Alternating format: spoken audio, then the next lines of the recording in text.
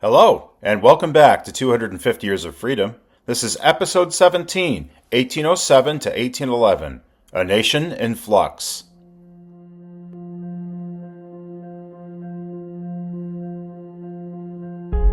As the year 1810 dawned, America stood in uneasy silence. It had been decades since the Revolution, but the world seemed determined to drag us back into conflict. Europe was at war. Empires were clashing. And in the crossfire stood a young republic trying to stay neutral, a ship tossed by foreign winds.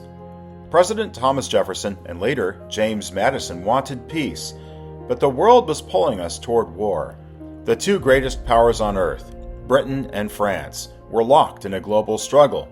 Each demanded that America stop trading with the other.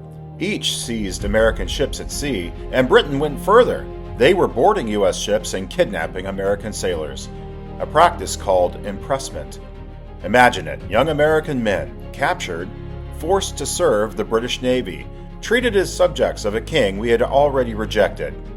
America protested, America pleaded, but neither empire listened. The embargo of 1807 was a painful attempt at peace, which Jefferson believed would help avoid war.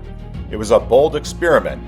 Instead of fighting the nations hurting us, America would refuse to trade with them.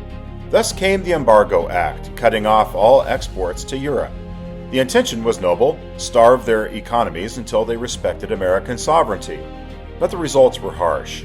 Shipyards fell silent, merchants went bankrupt, farmers lost markets, smuggling flourished.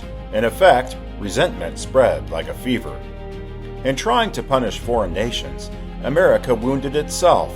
Jefferson later admitted, "I feel the deepest regret at having to call down the anger of my country."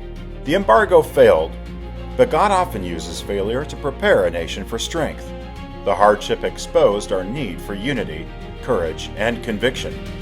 After Israel escaped Egypt, they walked 3 days into the wilderness and found water at Marah. But Exodus 15:23 had this to say about it: "They could not drink of the waters of Marah, for they were bitter." The people complained, another hopeless situation hinging not on armies, but now basic necessity.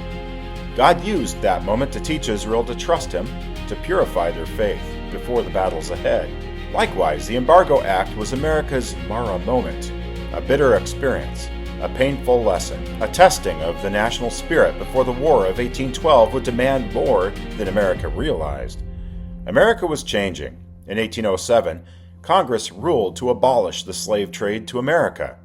Come January 1st, 1808, America never again would allow a ship of slaves to come to port.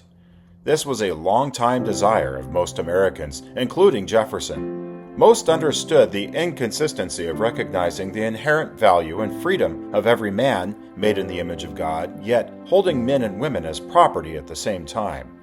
It was a move with an impact that would send a rift across the nation, one that would eventually need to be mended with blood. In 1809, James Madison, the quiet architect of the Constitution, took office. He was not a warrior nor a soldier, not a fiery personality.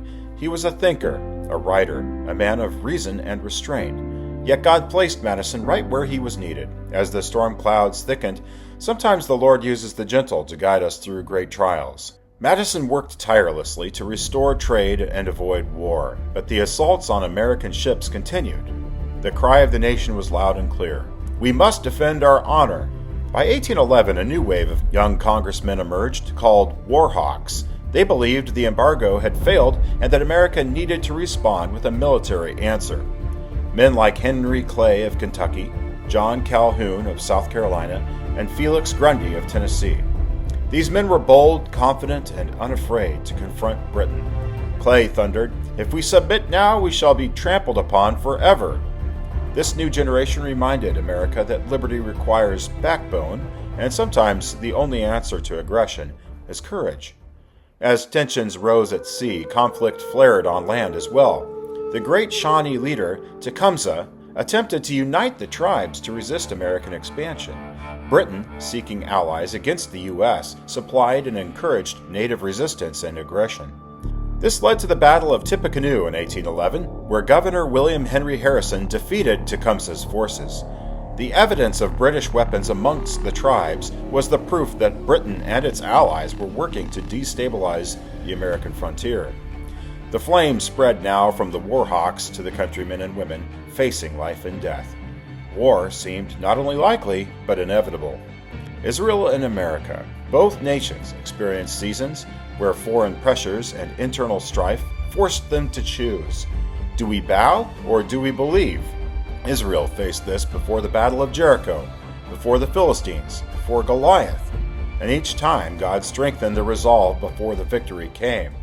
Psalm 18:32 says, "It is God that girdeth me with strength, and maketh my way perfect." America needed to gird itself for the next conflict that would define its future. By 1812, Madison had exhausted diplomacy. The embargo had failed, negotiations had stalled, impressment of sailors continued, and frontier violence escalated. The United States, barely 36 years old, prepared to confront the most powerful empire on earth for the second time. Congress gathered, Madison prayed, the nation held its breath once again. Standing on the threshold of war, America learned what Israel learned long ago: hardships are not signs of abandonment, but preparation for purpose. As Isaiah 41:10 declares, "Fear thou not, for I am with thee.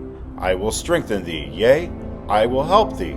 I will uphold thee with the right hand of my righteousness." We should all face storms today with the same faith and courage that carried America into its next great trial, the War of 1812. That'll do it, and we'll see you next time on 250 Years of Freedom.